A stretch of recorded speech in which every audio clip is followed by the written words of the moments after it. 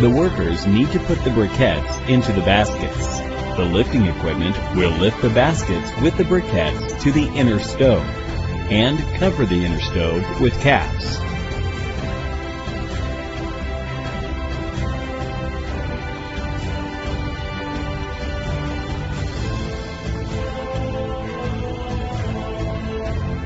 When one inner stove has been finished carbonization, you will use the hoisting tools to lift the inner stove out of the outer stove. Then put down the inner stove on the ground for natural cooling. At the same time, you can put another inner stove into the outer stove for carbonization. In this way, it will save a lot of time, so the productivity increases a lot.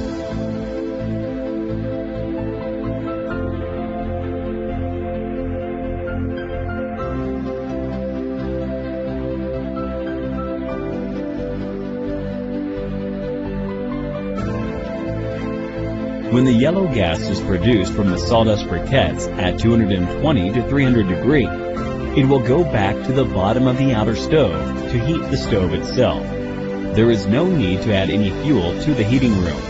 With the purification system, the purified smoke will become water vapor, which will not pollute the air.